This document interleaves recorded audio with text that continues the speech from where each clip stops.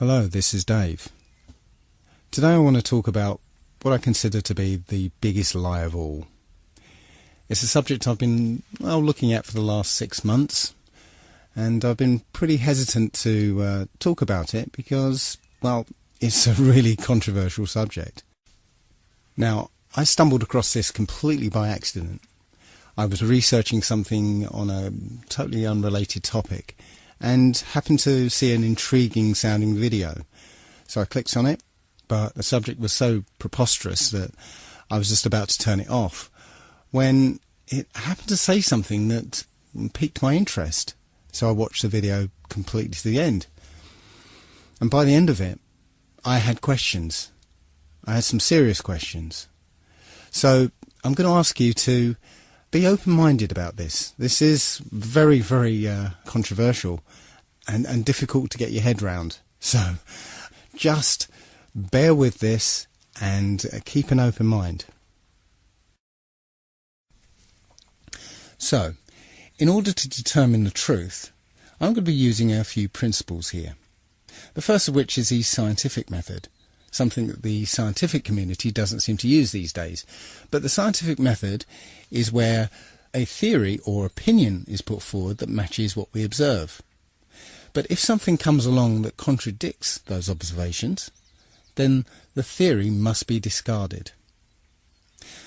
The second principle is Occam's razor. That's quite simply, the simplest explanation tends to be the truth.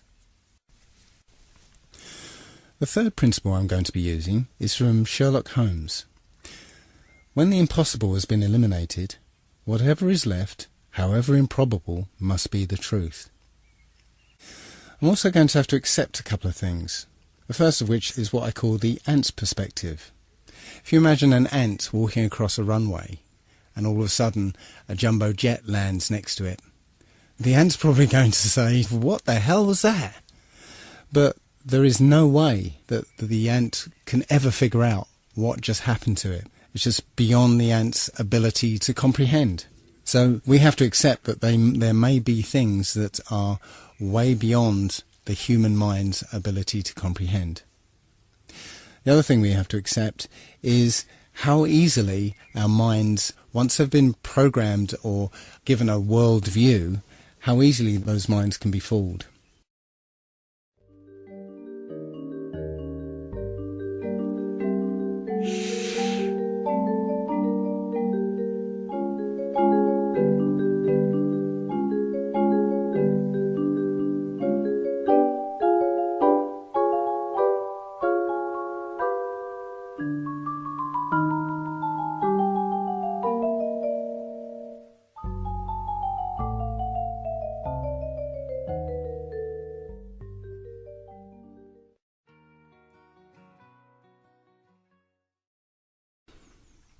You started watching that video with a certain worldview. After all, you know what a room looks like. But those preconceptions caused you to ignore some of the subtle cues that would have given the game away, such as the black rectangle underneath the chair, or the difference in colour between the cups, or even the strange angles of the picture on the wall. You believed a visual lie because your worldview was so powerful that it blinded you to any evidence that contradicted it. The other thing I'd like to mention at this point is how easily we can be fooled by two-dimensional imagery. We've been trained and conditioned to suspend disbelief when we see certain two-dimensional imagery, such as photographs. A photograph is not reality. It's a photograph. And photographs can be altered and manipulated. Video is not reality. And here's some examples of that.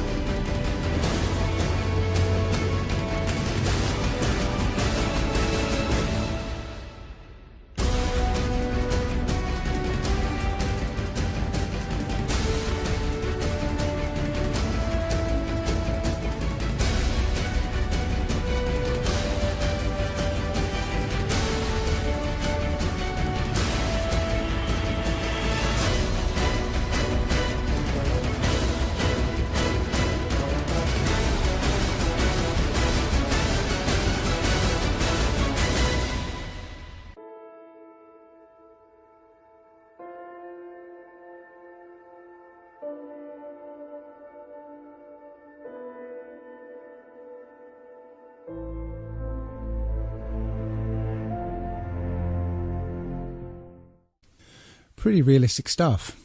Point is, you can't automatically trust any two-dimensional imagery or media that's presented to you by the establishment. So let's get down to it then, shall we? This is apparently the truth of our world. We live on a spherical planet called Earth, spinning at 1,000 miles an hour on a 23.4 degree tilt.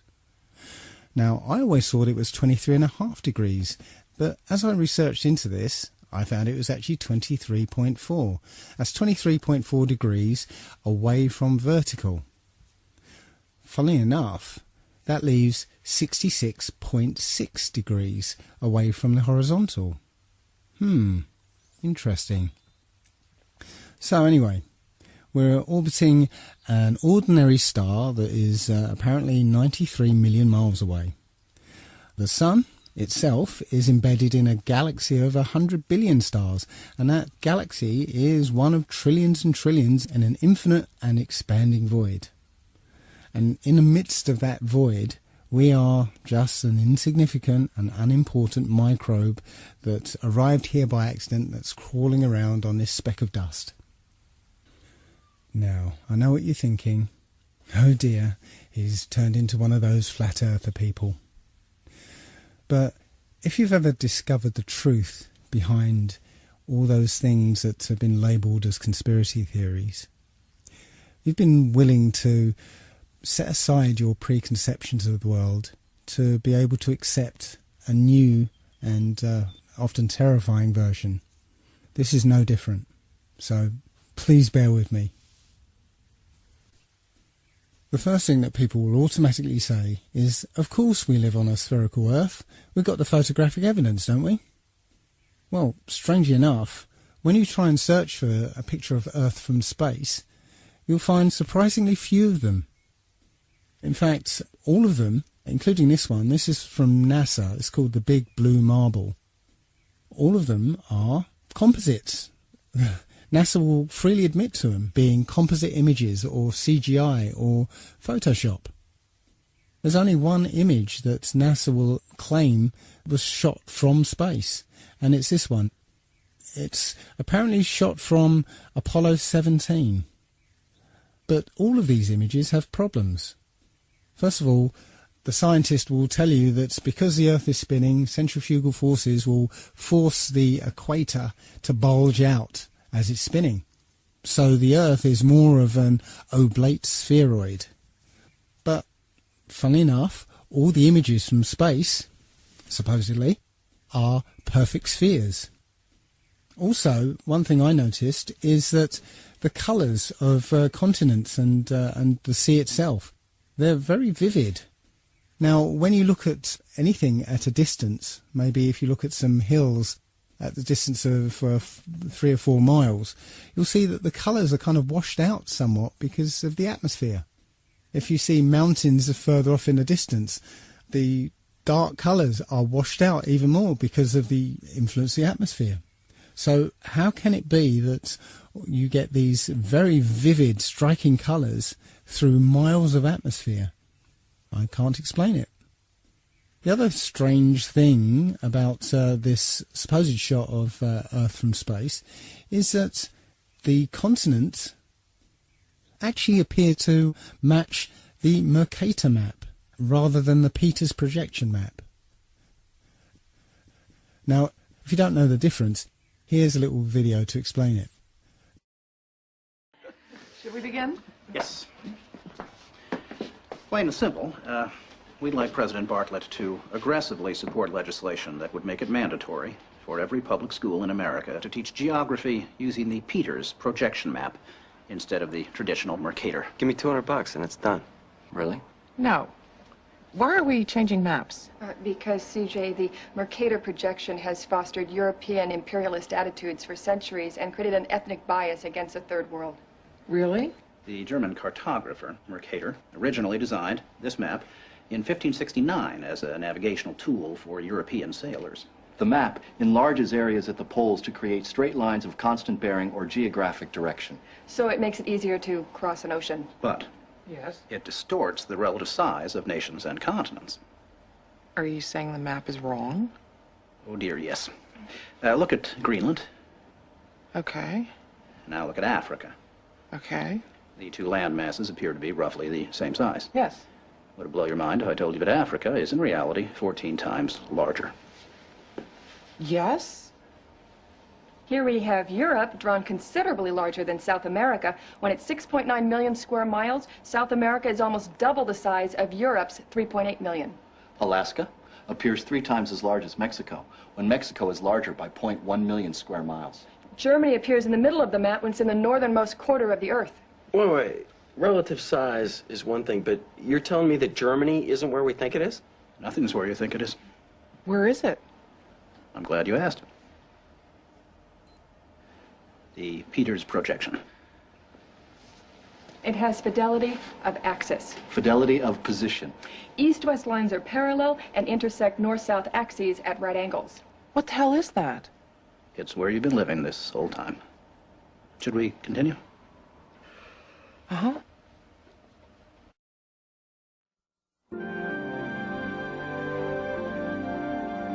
So, you're probably wondering what all of this has to do with social equality. No, I'm wondering where France really is. Guys, we want to thank you very much for coming in. Hang on. We're going to finish this. Okay.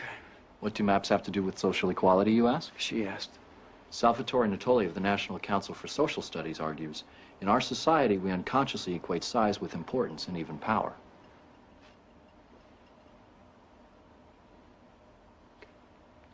I'm going to check in on Toby. Go. These guys find Brigadoon on that map. You'll call me, right? Probably not. Okay. When third world countries are misrepresented, they're likely to be valued less. When Mercator maps exaggerate the importance of Western civilization, when the top of the map is given to the Northern Hemisphere and the bottom is given to the Southern, then people will tend to adopt top and bottom attitudes. But wait, where else could you put the Northern Hemisphere but on the top? On the bottom. How? Like this.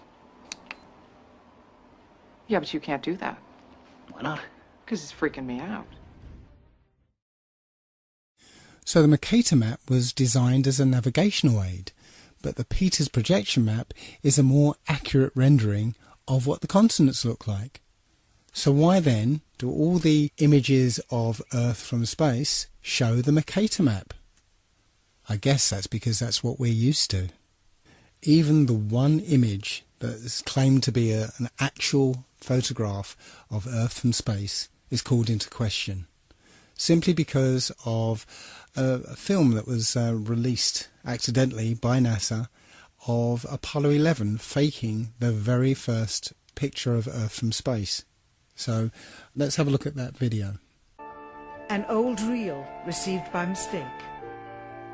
It contains the raw or unedited footage of the crew of Apollo 11, Michael Collins, Edwin Aldrin Jr. and Neil Armstrong, staging part of their mission for nearly an hour in living color, with exceptionally clear behind-the-scenes audio of conversations discussing the techniques used to achieve a disingenuous picture depicting the Earth at a distance, in order to falsely demonstrate their far journey from it and their ability to survive passing through the Van Allen radiation belts. It cannot be misconstrued that this staging was done for some other reason, for the reel itself is slated and dated July 18th, 19th and 20th, 1969, the very days of the mission when they were said to be approaching and achieving lunar orbit.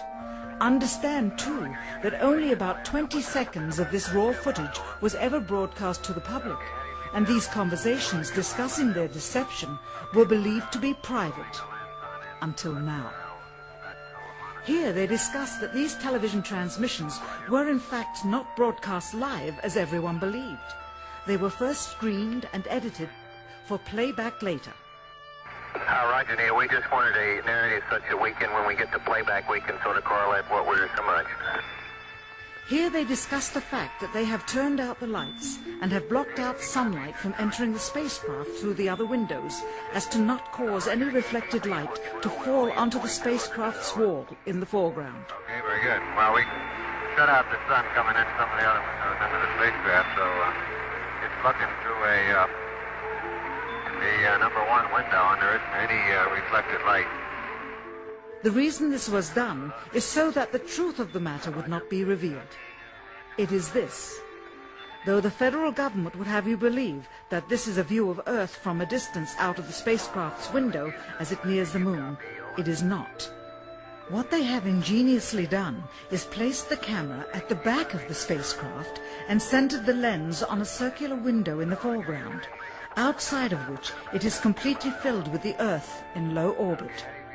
The circumference of the window then appears to be the diameter of the Earth at a distance, with the darkened walls of the spacecraft appearing to be the blackness of space around it. That is why they wanted the interior dark and blocked out the sun from any other windows. Here you can see the extruded window, probably 2 inches thick at the bottom. This is because the Earth's shine is coming in at a downward angle. It also causes the Earth to appear to be an irregularly shaped circle, for you are seeing the outside of the window at the bottom and the inside of the window at the top, which together form 2 different sized halves of a circle. Subsequently, this take was never used. As they perfected the shot, a crescent-shaped piece of black material was inset slightly into the window to create the illusion of the Earth's terminator line dividing night and day. It is uncannily convincing. During this segment, intended to be edited and played back later for the worldwide television audience, dated July 18, 1969, Neil Armstrong condemns himself as he states that he is 130,000 miles out, or halfway to the moon, as the NASA flight log also states on this date, when he is in reality in low Earth orbit of a few hundred miles. Roger, Houston, Apollo 11. Calling in from about 130,000 miles out.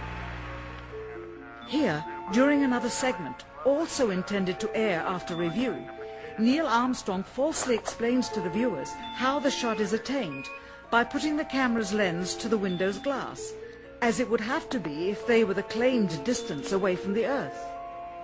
We only have one window that has a view of the Earth, and it's filled up with the TV camera. If the window was completely filled up with a TV camera, as he stated, then an astronaut's arm would not be able to get between the camera and the window, as it obviously does here in this outtake. South America becomes invisible just off beyond the Terminator or inside the shadow. You can also notice how the astronaut operating the camera reacted to the mistake by attempting to pan away from it. Blue cast. See white bands of major cloud formations across the Earth. And This is a segment that they believed wasn't even being recorded, much less suitable for broadcast, for the lens was being zoomed out and the scene was being changed to that of an interior of the astronauts at work, and apparently the stop button popped back up on the recorder without notice. Here is the diffused work light that they used to see camera controls, but not throw light onto the spacecraft's wall. Here they remove part of the crescent insert.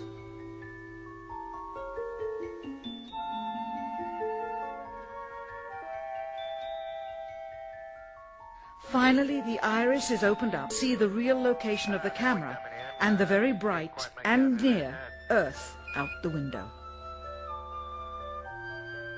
Here is the slate for the 19th of July, and the same shot of trickery on the 19th of July, and then the 20th, and the same misleading shot on the 20th.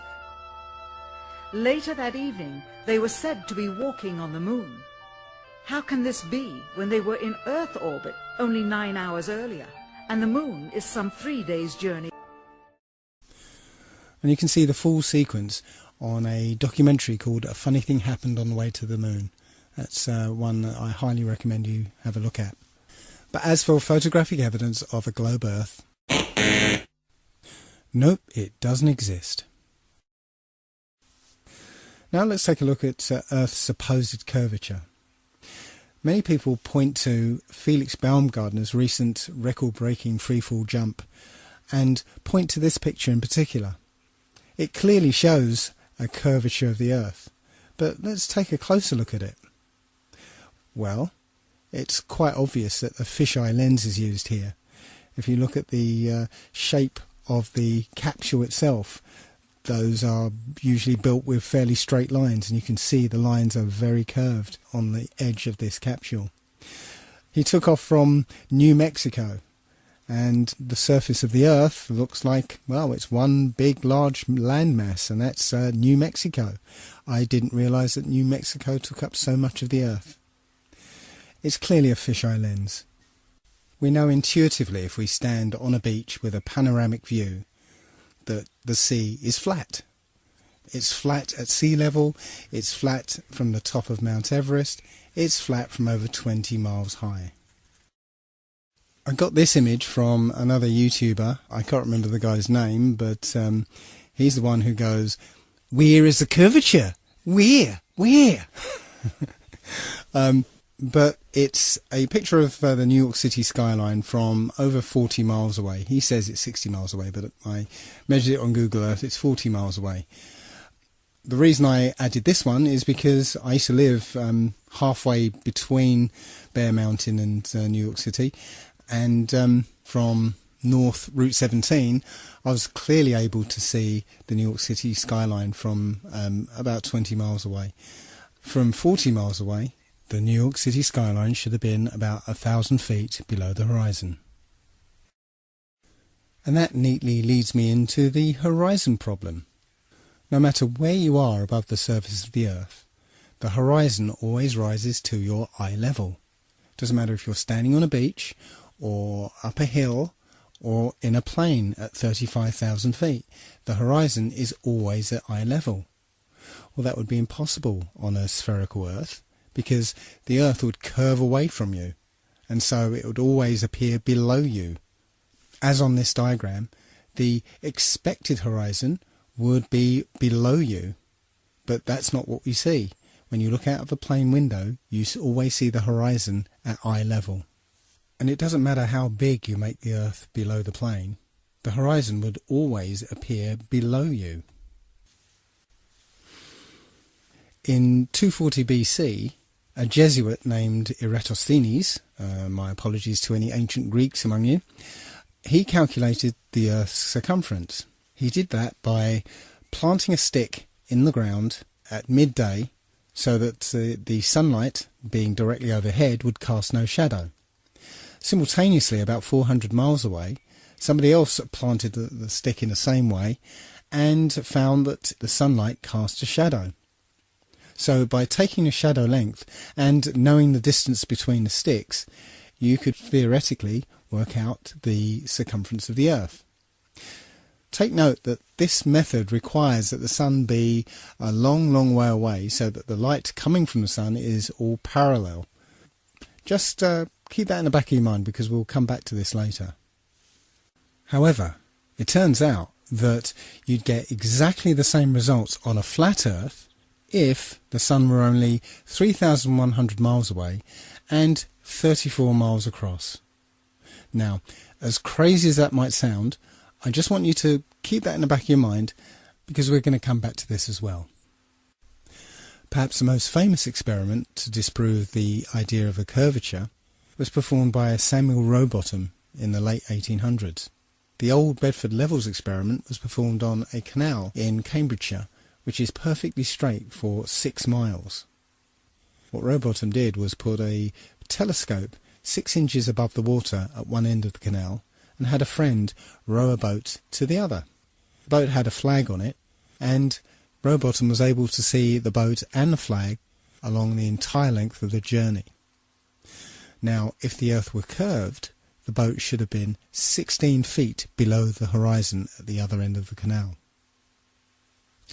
Plenty of other such proofs exist concerning landmarks that can be seen much further away than the curvature of the Earth would allow. The most notable would be the Notre Dame Antwerp spire, which stands about 403 feet high and 468 feet above sea level. But sea captains are able to see the spire with a telescope from an amazing 241 kilometres away. If the Earth were a globe, then the spire would be actually a whole mile below the horizon.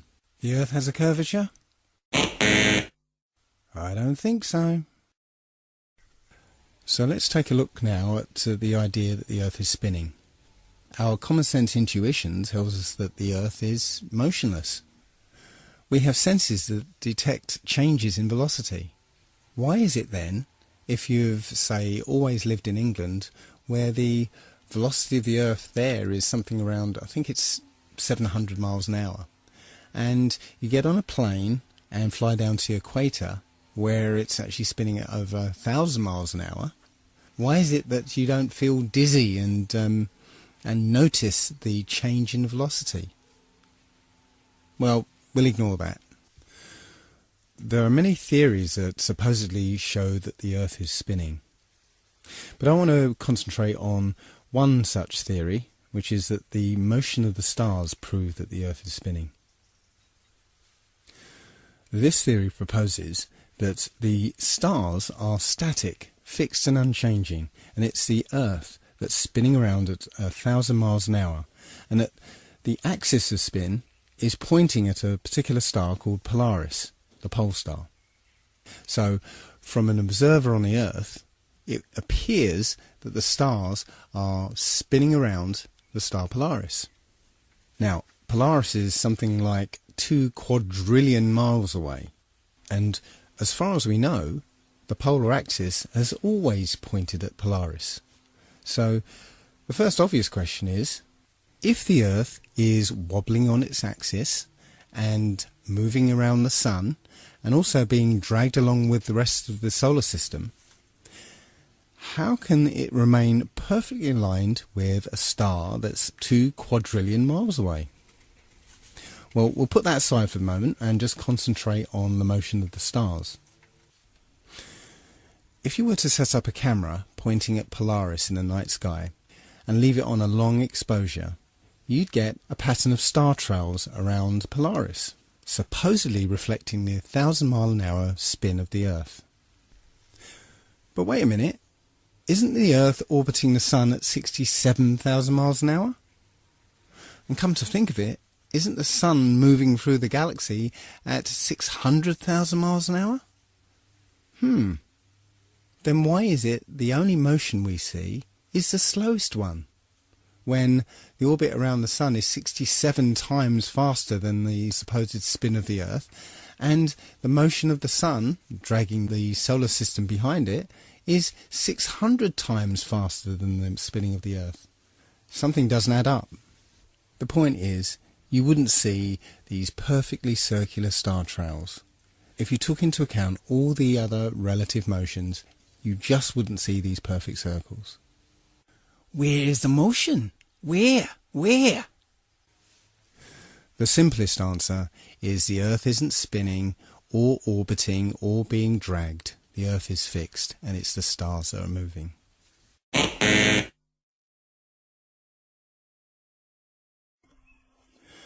So now let's turn our attention to the Sun. What do you think is wrong with this picture? Any idea? Well, take a look at the angle of the rays. If the Sun was 93 million miles away, as I show in this diagram, well, actually, I can't really show 93 million miles to scale here, because if it was, the Earth would be probably in the next town. Point is that at that kind of distance, all the light rays from the Sun would be parallel near enough. And, if you recall, Eratosthenes' calculation of the circumference of the Earth actually depends on the light being parallel from the Sun. So, when the light shines through broken cloud, it would hit the ground parallel rather than at this kind of angle. So if you're able to measure the angle of these sun rays, you can basically, with a bit of simple geometry, figure out exactly how high the Sun is. And that turns out to be about 3,100 miles. And if you were going to try and hide this information, that the Sun is actually very close, perhaps you'd encode it in a symbol.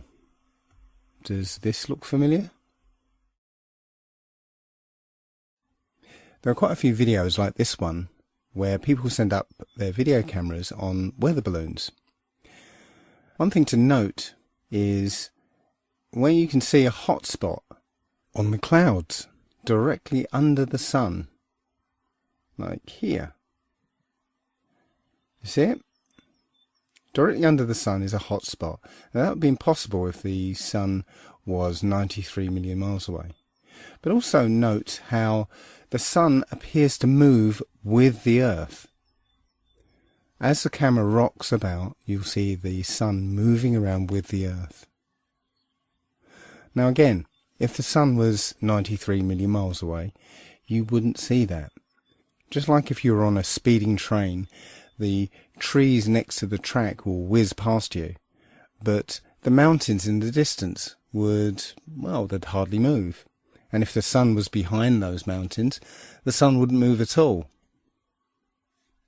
So just like in this diagram, you can see there's a sun a long, long way off and a sun that's directly above the kind of landscape. And as the camera is simulated to move here, you can see that the closer sun is moving with the simulated Earth here.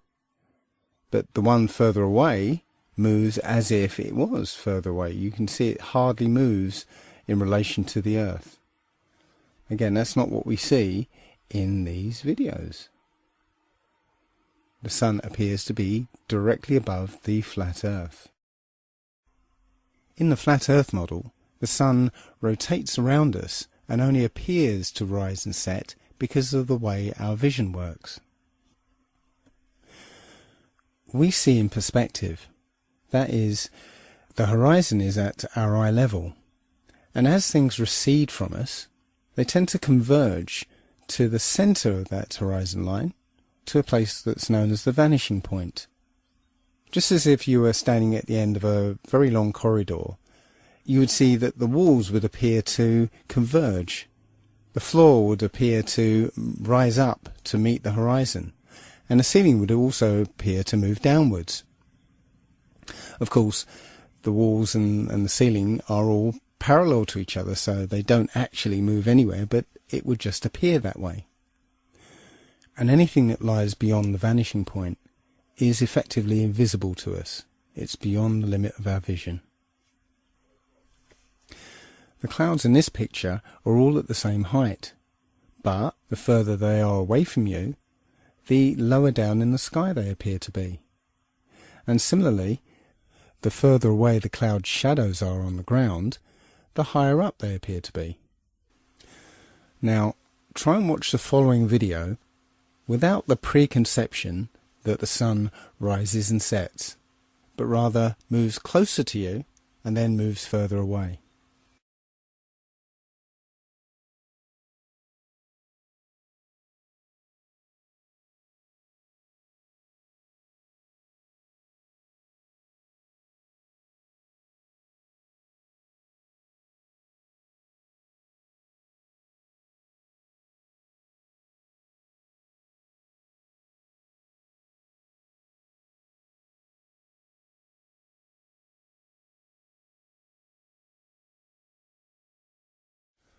I'm afraid I can no longer take the idea that the sun is 93 million miles away very seriously at all.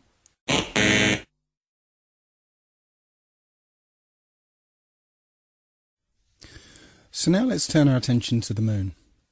Many of us have seen the moon appear full at various times throughout the day, as in this picture. But how can that happen? If you're standing at point C, then it's the middle of the night. Full moon, no problem. And if you're standing at point A, it's early in the morning. Certainly if you stare back at the moon in the night sky, then yes, you can see a full moon. But if you're standing at point B, which is midday, that is, the sun is directly overhead, then there isn't anywhere that the moon can be that will allow you to see it as full, because the sun will be illuminating the side of the moon that is facing away from you. So the best you'll be able to see is a sliver of the moon. Think about it next time you see the full moon during the day. Every month the moon goes through 8 distinct phases. Always the same 8, always the same order. supposedly because of a relationship between the position of the moon relative to the position of the Earth and the Sun. So let's say it's December, and throughout the month we see the normal 8 phases of the moon. But what happens when it's June and the Earth is supposedly on the other side of the Sun? Shouldn't the phases be reversed? That's not what we see. We see the same 8 phases in the same order. We are told that the moon is also spherical, but when we look at the moon, it seems to be lit uniformly over its entire surface. But if it was a sphere reflecting the sun, then that curved surface would display a highlight, and then that light would drop off as it went round the surface. But that's not what we see. The entire moon is lit uniformly. The quality of the light from the moon is completely different from the sun's light. The sun's light is hot, and it's shifted towards the yellow part of the spectrum, whereas the light from the moon is cold and more silvery. Heat is essentially infrared light. So in order for the moon to absorb the heat from the sun and not reflect it, it would have to be a deep green colour to absorb the infrared. So unless the moon is made out of green cheese, it is not reflecting the sun's light. It appears that the moon is not a sphere and it's not reflecting the sun. It is self-luminous. Also, we should be able to see a slightly different view of the moon depending on where on the globe Earth we happen to be. But this is not what we see. It doesn't matter where we are on Earth, we always seem to see the same view of the moon. Now, my friend Nolan pointed out that this is obviously a very exaggerated picture. The moon is supposedly 30 Earth diameters away from the Earth itself. But even so, that difference in position should give you a slight difference from point A to point B. But again, that's not what we see. So apparently the moon is 238,000 miles away. But if you just put that aside for a second and just look at the moon, perhaps you'll notice this. In this example, only the clouds close to the moon are lit up, not the clouds further away.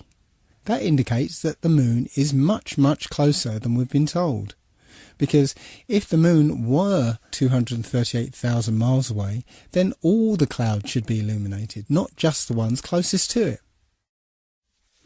And here's an example of a schoolboy mistake. This is a famous picture from Apollo 8, which is entitled Earthrise. It was taken from above the moon's surface, looking back at the Earth. The only problem is, the Earth appears the same size as the moon appears from the Earth. But the Earth is 4 times the size of the moon. So it should have looked like this. Somebody screwed up. Now, there will be some people who still think we went to the moon.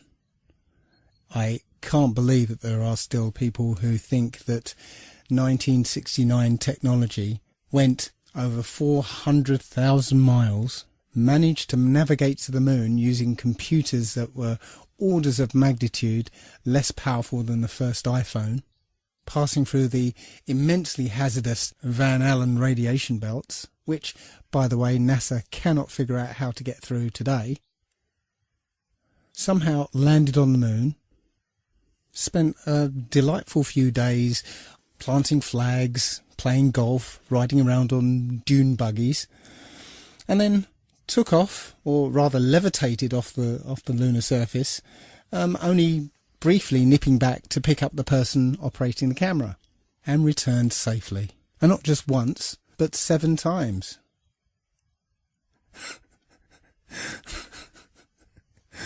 It's a fantasy. The whole thing is a fantasy. Everything you saw supposedly on the moon was in a soundstage using Stanley Kubrick's perfected front projection technology. And I'm not going to spend much time. There's plenty of evidence to show that it was completely faked.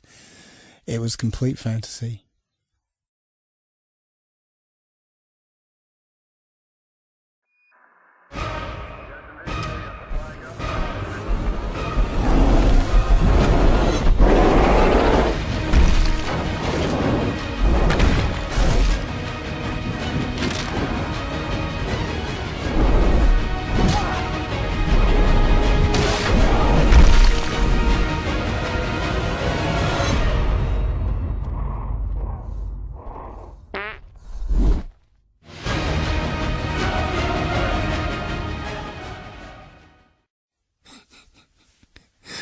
Sorry, couldn't resist it.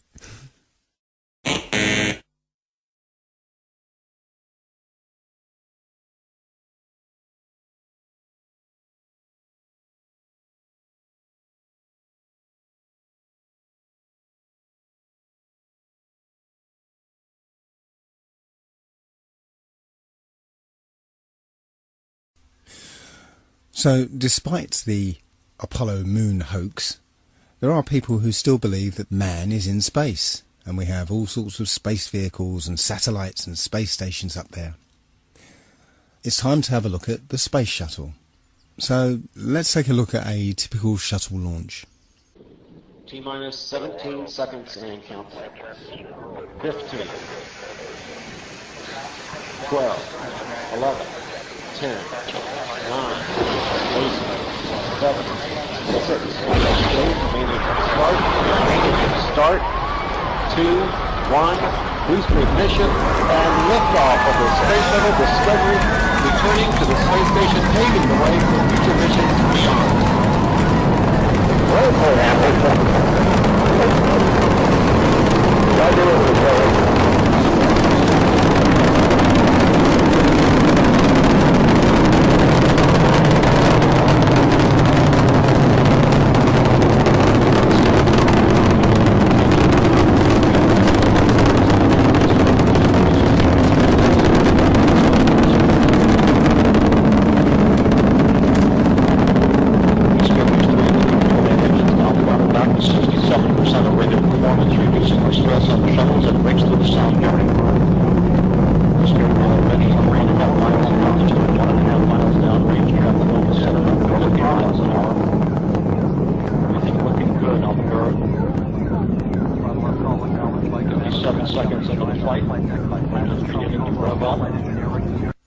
Now, I'd like to stop it there for a moment because I'd like to draw your attention to the shuttle's trajectory.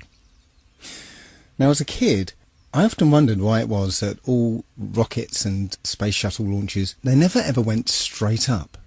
They always curved off to one side. Now, I remember being told at the time that it's because the Earth is spinning and the rocket is actually still going straight up, but from our point of view, we're just spinning away from it, so it looks curved. Well, you can't have it both ways. If that's the case, then when we jump into the air, we should land about a kilometre to the west. So you can't have it both ways. The quickest way into orbit would be straight up. Going horizontal would be the long way round. Let's continue. Standing by for the throttle up call from Capcom Steve Pro. Okay, at this point, the shuttle is horizontal. That is, it's not getting any higher, it's simply travelling horizontally along the ground. And as you'll see in a few seconds, when the booster rockets separate, they still fall to the ground under the influence of so-called gravity. Discovery, you can go and throttle up. Roger, go and throttle up. Throttle up. Throttle up, throttle down by Commander Steve Lindsay.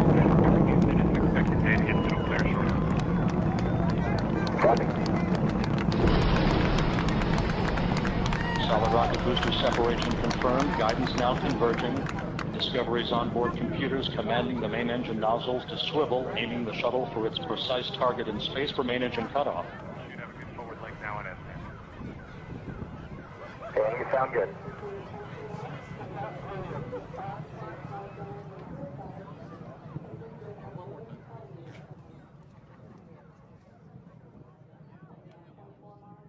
Discovery Houston, negative return. Copy, negative return. So ground-based video ends there. Not because the shuttle's too high, but because it's too far away downrange. As I said, it's travelling horizontally at this point. So what's missing is what they call MECO, main engine cutoff. That means the shuttle no longer has any power behind it whatsoever. But after MECO is the external tank separation. As you can see from this diagram, when the tank separates, it falls back to Earth. So what's stopping the space shuttle following the same exact trajectory? Between main engine cutoff and this ohms burn, the space shuttle should follow the exact same trajectory as the external tank. But it magically does not, and conveniently there's no video cameras to show exactly what happens. The point here is that at external tank separation, both the shuttle and the external tank are subject to this so-called force of gravity. Neither the shuttle or the external tank are in space. And yet they want us to believe that there is an orbital manoeuvring system which is capable of blasting the shuttle from this point, which is still in the Earth's atmosphere, into orbit. Well, the clue is in the name of the thing, orbital manoeuvring system, not orbital insertion system. Where's the fuel for this? There isn't an external tank anymore. So there isn't enough fuel to blast this shuttle into orbit, even from this height.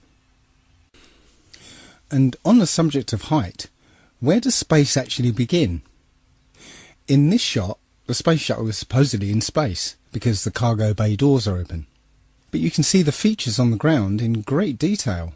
In fact, you'd be hard-pressed to see such detail from a passenger jet at 35,000 feet.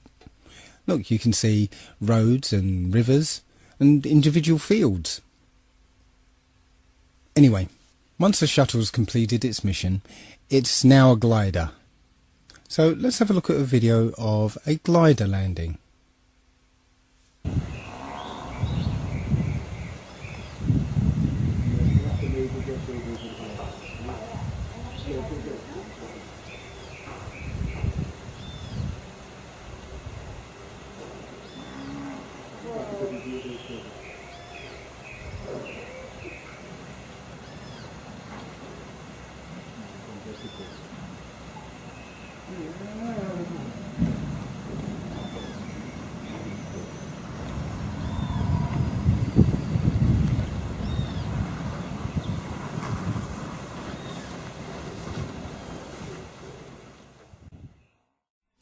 Now let's take a look at NASA's glider landing, and pay particular attention to the sound of non-existent jet engines powering down after landing. Down and locked.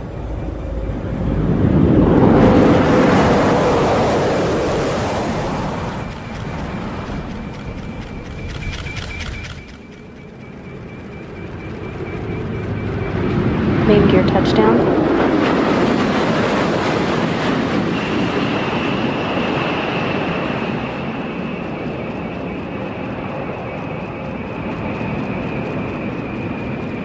Nose gear touchdown. Deploying of the drag chute delayed to assess the conditions of the crosswinds on the orbiter as it rolls out on the runway 15 at the Kennedy Space Center, wrapping up a nearly 5.3 million mile mission. Endeavour returning the first educator mission specialist Barbara Morgan to Earth to begin the next step in her journey to inspire future generations to explore, learn, and build a better future.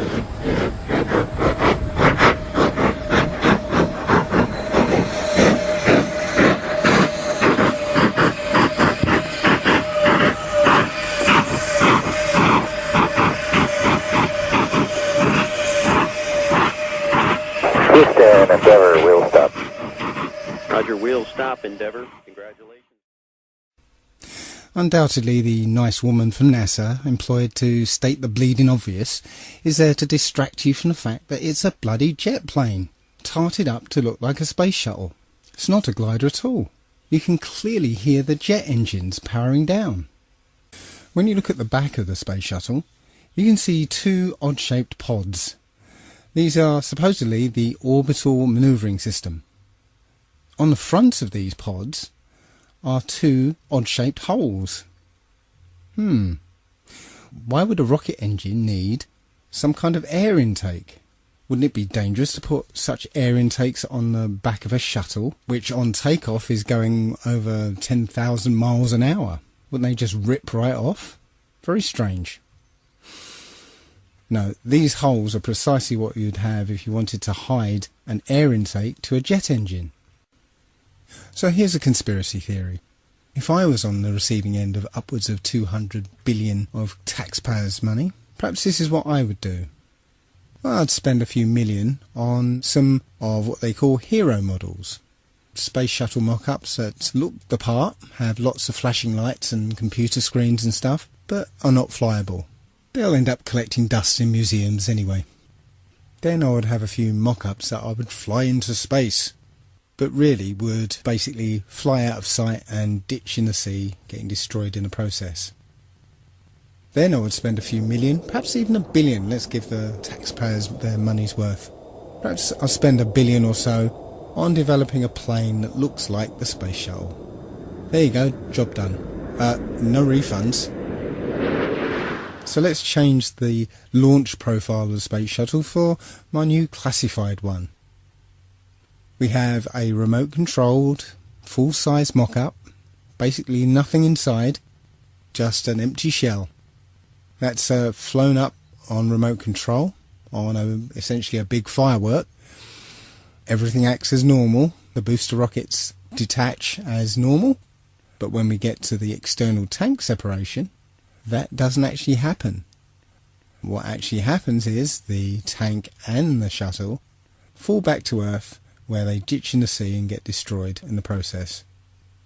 After the mission's complete, a space shuttle plane takes off from an undisclosed location and lands at an Air Force base in front of the TV cameras.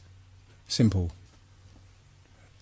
Don't be ridiculous, Dave. You couldn't fake something like that. There'll be too many people involved, and the truth is bound to get out. Lam lam lam lam lam. The best example of space shuttle fakery is the Challenger disaster. In 1986, the shuttle Challenger exploded about 74 seconds after takeoff, killing all 7 astronauts inside. Or did it? It turns out that 6 of the 7 are still alive and kicking today. Ellison Onizuka claims to be his identical twin brother, Claude. Yeah, I've got an identical twin brother, Claude, too. The Challenger pilot, Mickey Smith, hasn't even bothered changing his name. He's now Professor Michael J. Smith of University of Wisconsin. Now, Krista McAuliffe was a bit of a sneaky one.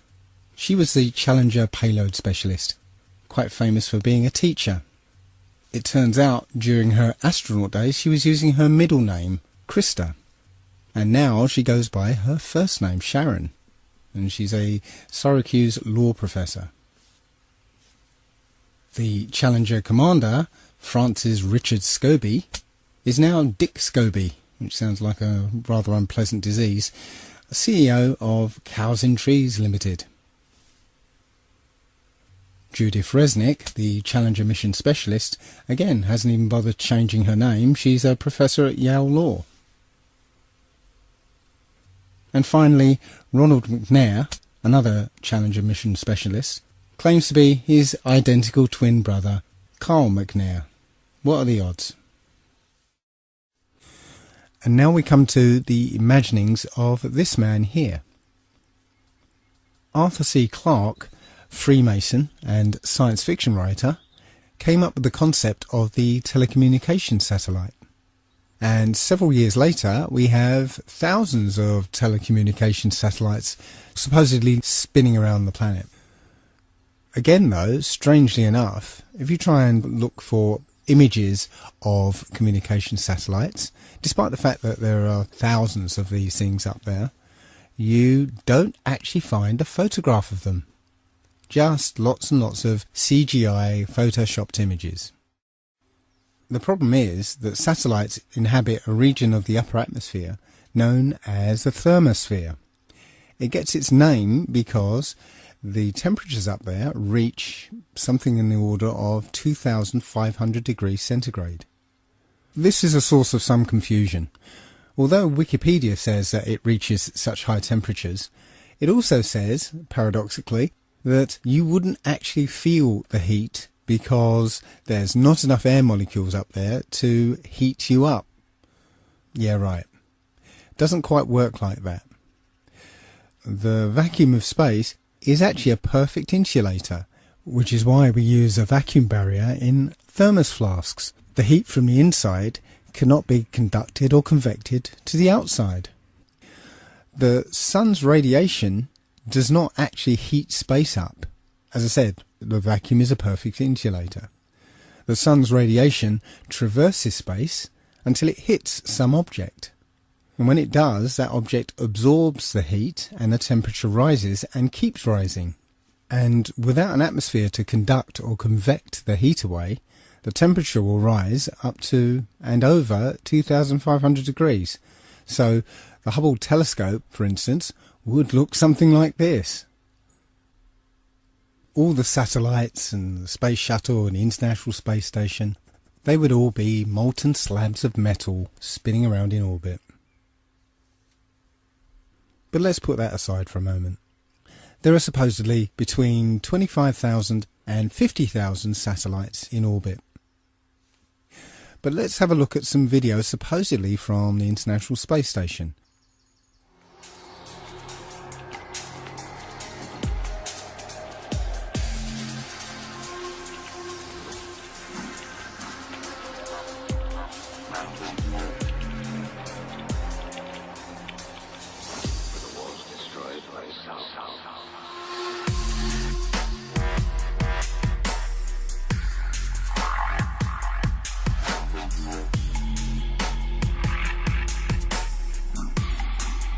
Can you see any one of these 26,000 to 50,000 satellites? I can't.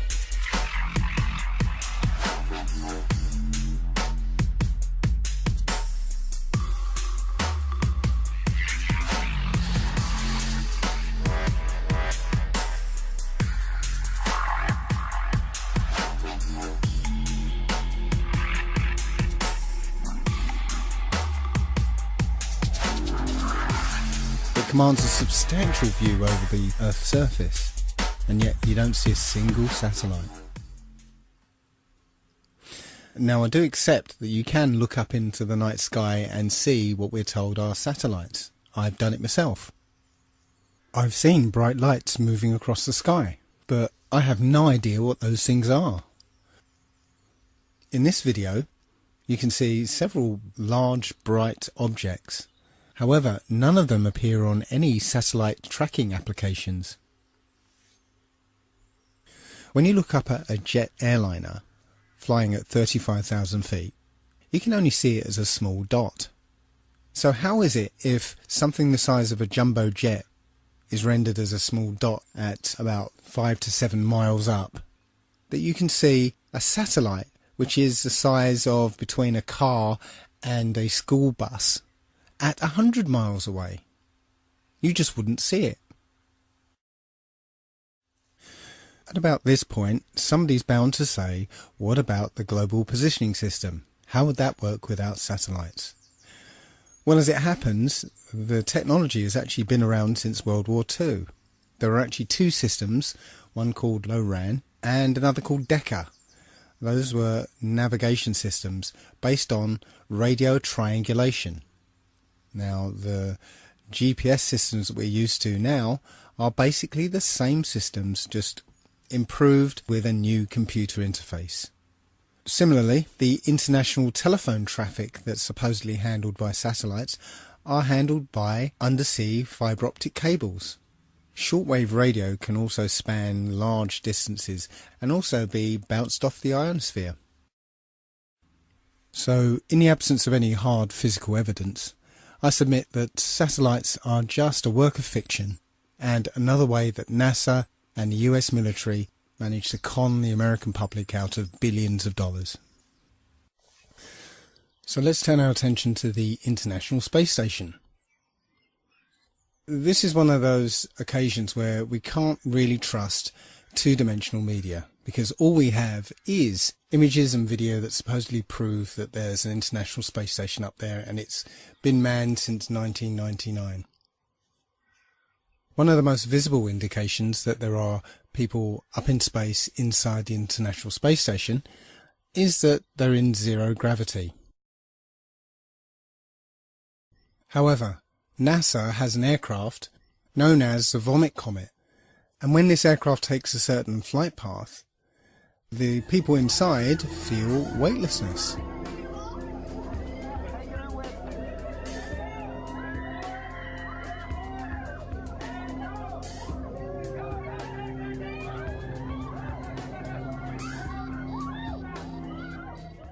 So it's almost certain that NASA has an aircraft fitted out to look like the International Space Station's interior.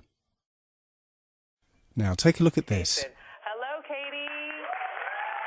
Notice how suddenly as she starts to wave, she floats out of control. This is so cool, isn't it? Hey, Katie, I want welcome to ask aboard you a the space question. This station. is Leah. Look at this. Wow. The same thing happens here. As the plane starts its zero-G dive, the people start to spontaneously float upwards. The other problem with this technique is that this aircraft can only simulate zero gravity in 45-second to a minute bursts. So NASA employs many little tricks here to simulate weightlessness. None of their footage is live, it's all pre-recorded and edited, so plenty of scope there to use some of the cinematic tricks that we're used to, like harnesses and wires that are edited out later with CGI.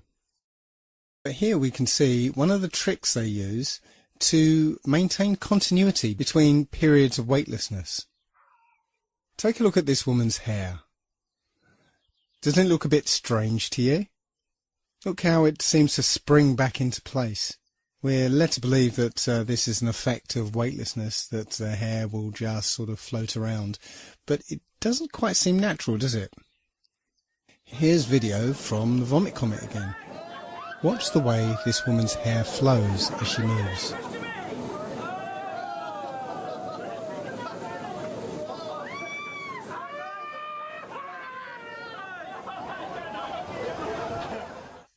Seems quite obvious now that this is some kind of perm or hairspray, so that between periods of weightlessness we get that visual continuity.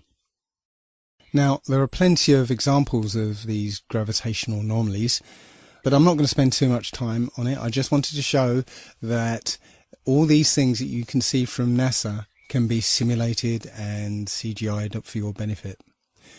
They don't seem to do any real scientific experiments up there. The effort seems to be just to get you to believe that they're there. That's it. There are also plenty of anomalies when you look at spacewalks. For footage of spacewalks on the exterior of the International Space Station, NASA will freely admit they have a huge swimming pool called the Neutral Buoyancy Lab, where they train their astronauts, and within this huge swimming pool they have a mock-up of the exterior of the International Space Station. I'm going to show you a video from a YouTuber called Jungle Surfer, who's done the best expose of spacewalking anomalies. Another aspect of the illusion of space travel is spacewalks. These are faked inside a swimming pool. It's a custom-built swimming pool, and that's a great way to fake zero gravity. About 6 months ago, in 2013, a gallon of water leaked into one of their spacesuits in a matter of seconds. NASA doesn't really have a proper explanation for how on earth this could have happened. There shouldn't be water leaking into someone's helmet and a person almost drowning in space. How can you drown in space? They now wear snorkels to make sure that they don't drown in space. How can this be happening? A snorkel in space? There could be some water in the porous plate sublimator. When they were on the moon, they supposedly had about a gallon of water, but that cooling system is supposed to be well away from their head. There really is no sane explanation for why a gallon of water would leak into someone's spacesuit, unless you realize the whole thing is faked inside a swimming pool. In this scene, you can see the Chinese spacewalk, and you can see a bubble coming up from the guy's suit. How do you have a bubble in space? Space is supposed to be a vacuum, not a swimming pool. But it's obviously just a swimming pool filled with water. Obviously there would be some equipment that they could only fix from the outside, but a lot of these spacewalks It seems like equipment they easily could have configured to be accessible from the inside of the International Space Station. It seems more like an excuse to get out and show their other space trick, which is the faking of spacewalks in a swimming pool. In this vid, you catch a glimpse of someone wearing a scuba tank. Scuba tanks in space? Snorkels and scuba tanks in space? They act like a spacewalk is just a walk in the park, like there's very little danger involved at all. They're looking through the spacesuits. Oh, here's a spacesuit. We're going to go for a spacewalk. As if there's no danger at all. Like they don't care. They don't care. They don't act like they're in a life-threatening situation, like they could die at any second, even though they can. So you would think to preserve their life they would want to minimize the amount of spacewalking that they did. But there seems to be an abundance of equipment on the outside of the International Space Station that constantly requires repairing, which makes for a good TV spectacle and is inspired by movies like Sandra Bullock's Gravity. And after Gravity came out, they of course had to do another spacewalk to fix some emergency, some piece of equipment that their lives depend on that amazingly they can fix every time. But you know what? Thanks to the genius of the engineers at NASA, they employ snorkels in space now, so that should stop them from drowning. Finally, I'm going to leave the last word to one of the astronauts themselves, when he made a tiny little slip-up during a question and answer session. Take note of his body language after he makes his mistake. Hello, my name is Bailey. This question is for Chris. What was high school like for you?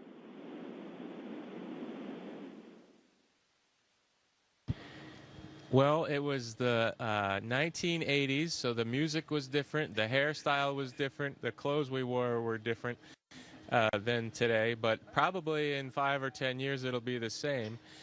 And in school, I was just like you, probably all of you there. I tried my best. I didn't always succeed, didn't always do well, but I put my best effort into school. Math and science were kind of my favorite subject. I didn't really like English and reading too much, but I've since grown out of that, and I enjoy reading now. And I played a lot of sports. And all of that happened in a little town called York, Maine, across the United States from where we're talking to you right now. Whoops. Called York, Maine, across the United States from where we're talking to you right now. Hello, my name is Steve Owen. I'm a teacher here at Riverside Prep. I'd like to ask you about the stress associated with the long periods in the space station. I'd like to ask Karen, what is the training that you get to cope with that stress and related psychological issues?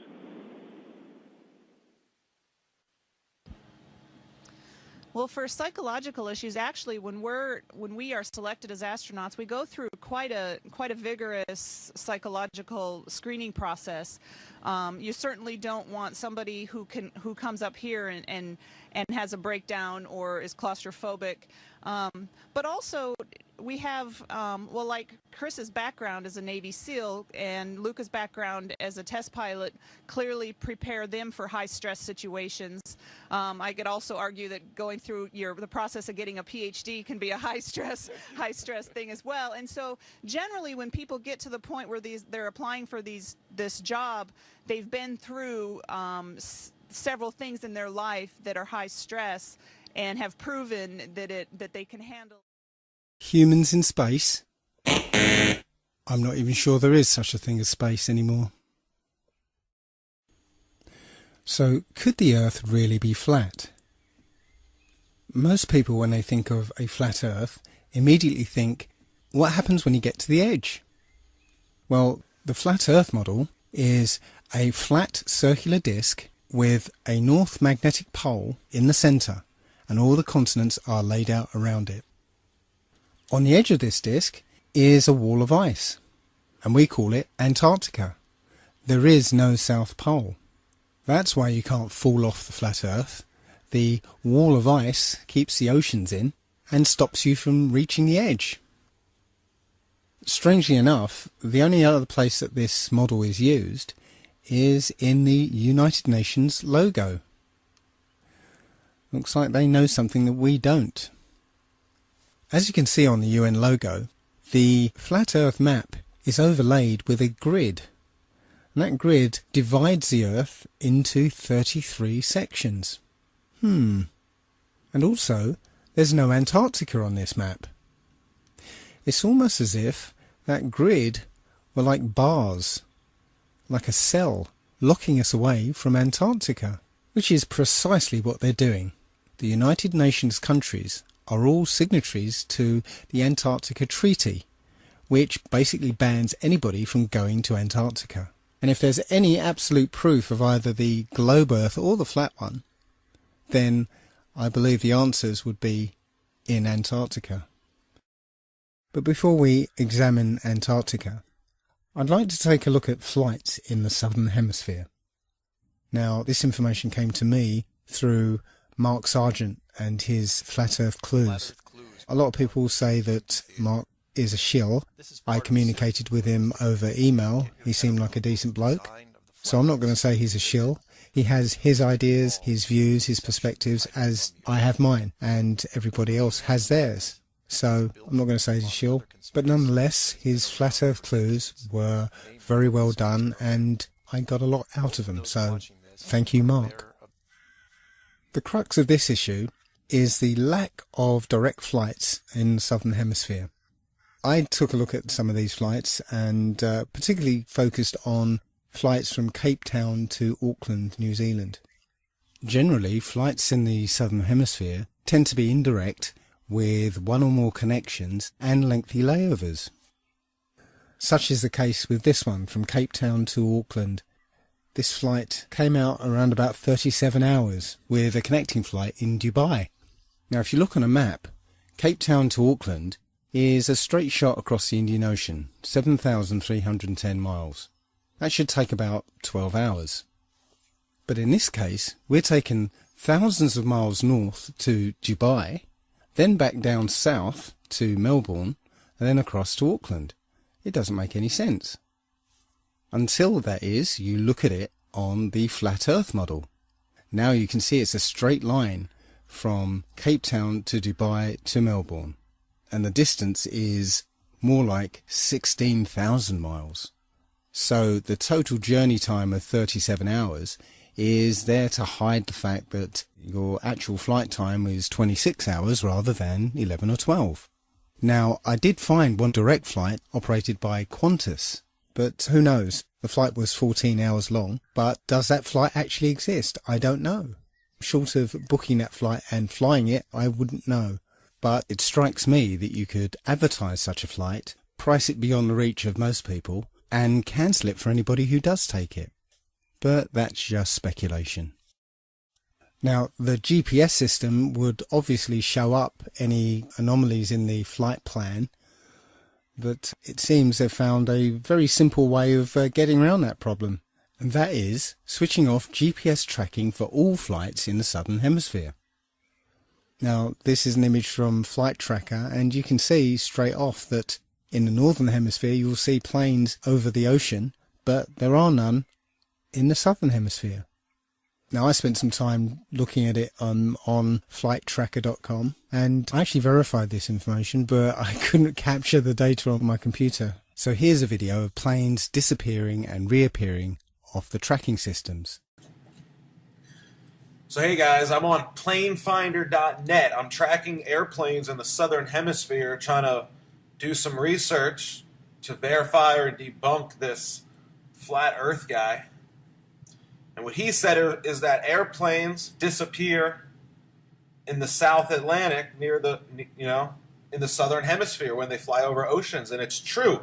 I was tracking a British Airways flight from Buenos Aires to London, and I was tracking, and then it disappeared. And then I clicked on this plane right here, Qatar. See how the flight path, like when you click on the plane, the flight path appears or disappears, right? So I clicked on this plane looking for my British Airways flight, and I found this flight, and look, see how the flight path just starts in the middle of nowhere right here? His flight path starts in the middle of nowhere. That's because what they do with flights in the southern hemisphere is they disappear them. They turn off the GPS over the ocean, and then they reappear the flights about an hour before landing. And that's exactly what the flat earth guys said they do.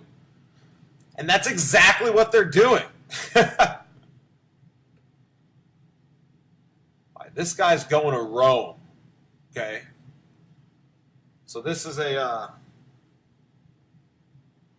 pretty good flight to track because he's going all the way to Europe.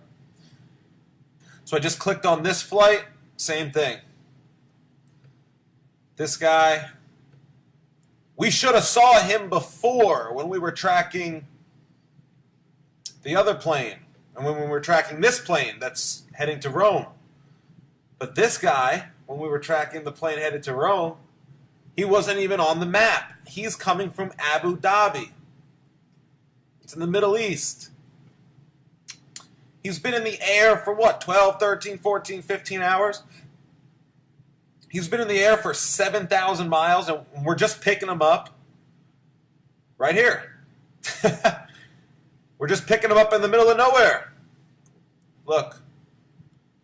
They disappeared the flight over the entire ocean,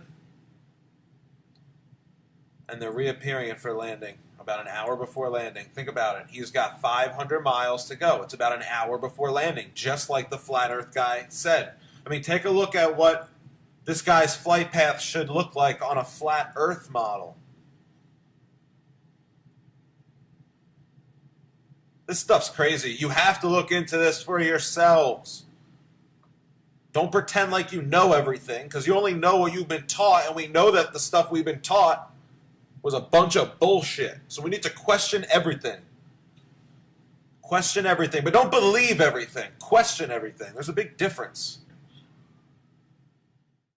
Now, I know a lot of this evidence seems circumstantial, but there are many flights in the southern hemisphere that have stopovers in seemingly nonsensical places that only make sense on a flat Earth. Santiago, Chile to Auckland, for instance, stops over in Los Angeles. Nonsensical on a globe makes perfect sense on a flat Earth. And the only way to verify these flight paths just happens to be switched off for all southern hemisphere flights. Circumstantial, I'll grant you, but compelling nonetheless. So let's take a close look at Antarctica. The first thing you'd encounter when you reached Antarctica would be a 200-foot wall of ice, followed by 300 miles of Antarctic desert. No life, no vegetation, and temperatures that drop to minus 100 degrees centigrade. And if you manage to survive that, then you encounter a mountain range 2 miles high. Those mountains are called the Rockefeller Mountains, and at the top is the Rockefeller Plateau. Interesting. And beyond that, nobody knows what's there. Apart from maybe one man, Richard E. Byrd. Admiral Byrd led 3 expeditions down to Antarctica. Now the last 2 weren't just expeditions, they were military operations. Operation High Jump and Operation Deep Freeze. And here's Admiral Byrd explaining what he found down there. Admiral Byrd, our guest tonight, is not only our greatest living explorer, but he's been an inspiration to countless Americans. Admiral Byrd, you've been to both the North Pole and the South Pole. Is there any unexplored land left on this Earth? Yes, there is. But strangely enough, there's left in the world today an area as big as the United States that's never been seen by a human being. And that's beyond the pole on the other side of the South Pole from Middle America. And I think it's quite astonishing that there should be an area as big as that unexplored. That's a tremendous So challenge. there's a lot of adventure left down at the bottom of the world. Why this interest in the bottom of the world? Nobody living down there, is there? It happens to be an untouched reservoir of natural resources. What are they? What are the natural resources there? Well, we've found enough of coal within 180 miles of the South Pole in a great ridge of mountains. It's not covered with snow, enough to supply the whole world for quite a while. Well, that's the coal. Now, there's evidence of many other minerals. We are pretty sure there's oil. Now, that coal shows the bottom of the world.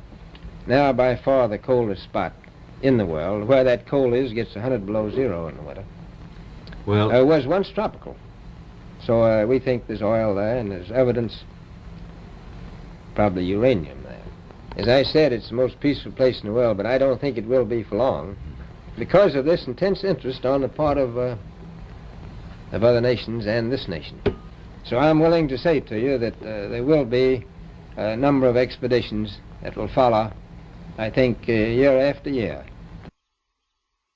Immediately after Admiral Byrd's last expedition, the Antarctic Treaty was signed and nobody was allowed to go there. Bearing in mind all the mineral resources, unlimited coal, unlimited oil, uranium, and an entire continent the size of North America lying unexplored. Now, we're talking about countries who burn down rainforests without batting an eyelid, or put up drilling rigs at the merest sniff of oil, or destroy pristine countryside to build fracking wells. Do you think for one moment any of these countries or corporations will leave all that untapped wealth unexploited? Something doesn't ring true. Now, I don't know for sure that we live on a flat earth, but I do know that we're not clinging onto the surface of a ball. And now let's look at the how and why. How have they managed to pull this off? Well, indoctrination since childhood. There's pretty much a globe in every classroom, and it's just a given that the world is a sphere. Even our language reflects it. Global finance and around the globe. And when we're taught things in childhood and everything we look at supports that view, then we rarely go back and re-examine it. But far and away the main basis of our belief is the supposed history of our scientific endeavour. What most people don't realise is that all the characters in this story are all actors in the same club. As George Carlin put it, it's a big club and you're not in it. Ptolemy, who first put forward the heliocentric model, was acknowledged as the first Mason. Copernicus was a Jesuit priest. Sir Isaac Newton was a Freemason.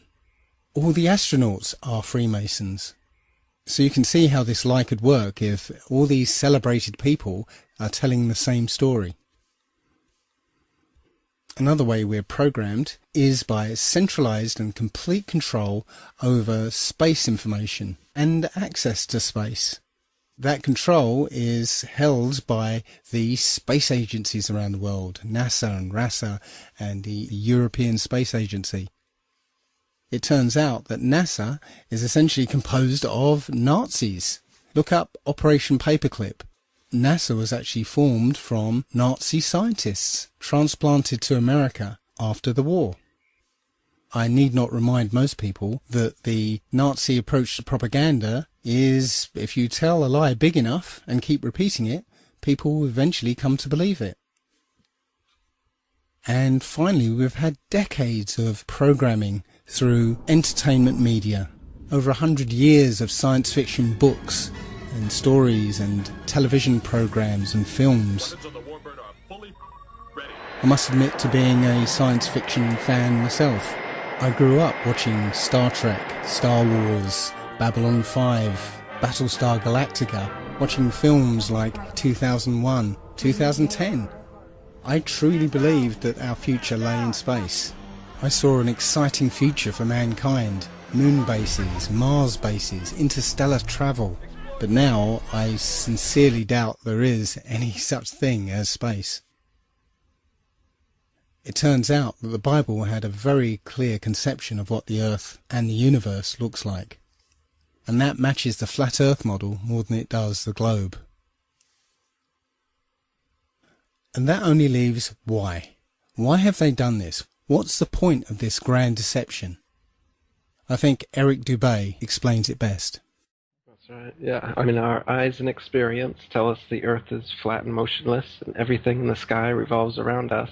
But when we cease to believe our own eyes and experience, we have to prostrate ourselves at the feet of these very pseudoscientists who are blinding us, treat them as experts, astronomical priests who have special knowledge only they can access, like the Hubble telescope. So by brainwashing us of something so gigantic and fundamental, it actually makes every other kind of lesser indoctrination a piece of cake. Earth being the flat, fixed center of the universe around which everything in the heavens revolves gives a special importance and significance not only to Earth, but to us humans, the most intelligent among the intelligent designers' designs. By turning Earth into a spinning ball thrown around the sun and shot through infinite space from a godless Big Bang, they turn humanity into a random, meaningless, purposeless accident of a blind, dumb universe. So it's like trauma-based mind control, beating the divinity out of us with their mental manipulations. People are always asking, why do they do this? Other than the obvious profit margin motive, NASA being the biggest black budget black hole in existence, sucking in over $30 billion taxpayer money for the fake moon landings alone. Nowadays, hundreds of billions of dollars, and not just NASA, but RASA and all the other fake space organizations around the world, giving CGI images for hundreds of billions of dollars. So this modern atheist Big Bang heliocentric globe Earth chance evolution paradigm spiritually controls humanity by removing God or any sort of intelligent design and replaces purposeful divine creation with haphazard random cosmic coincidence.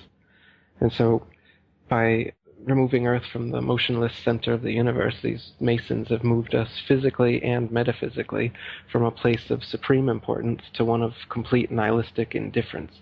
If the Earth is the center of the universe, then the ideas of God, creation, and a purpose for human existence are resplendent. But if the Earth is just one of billions of planets revolving around billions of stars and billions of galaxies, then the ideas of God, creation, and a specific purpose for Earth and human existence become highly implausible. So by surreptitiously indoctrinating us into their scientific materialist sun worship, not only do we lose faith in anything beyond the material, we gain absolute faith in materiality, superficiality, status, selfishness, hedonism, and consumerism. If there's no God and everyone's just an accident, then all that really matters is me, me, me. So they've turned Madonna and the Mother of God into the material girl living in a material world. Their rich, powerful corporations with their slick sun cult logos sell us idols to worship, slowly taking over the world while we tacitly believe their science, vote for their politicians, buy their products, listen to their music, watch their movies, all sacrificing our souls at the altar of materialism. It's a big deception. I'd say it's the biggest cover-up and conspiracy in history. We've been completely deluded for 500 years. So there you have it. There are a great many other points I could have raised, and I've barely scratched the surface. But if any of these points are true, then we have to abandon the model we've accepted thus far. Now, I don't know for sure that the Earth is flat, but I've seen enough evidence to make me strongly feel that that is the case. And moreover, my spidey sense, my intuition, tells me that this is true. I don't know what's beyond Antarctica. It could be a dome. It could be an infinite flat plane. It could even be just more Earth. More Earth than we realise, just as Admiral Byrd found. There are many who think that ultimately this is unimportant and just a distraction. But I see this as one of the most important revelations we could ever have. If this is the case, if this flat Earth is our universe, then it elevates man and this Earth to supreme importance, where every life, human or otherwise, is significant and sacred. And when we all realise that, then the world, the universe, changes. So I'd like to finish this the same way as Mark Sargent does. Do your own research and feel free to contact me. I'm Dave at allegedlydave.com.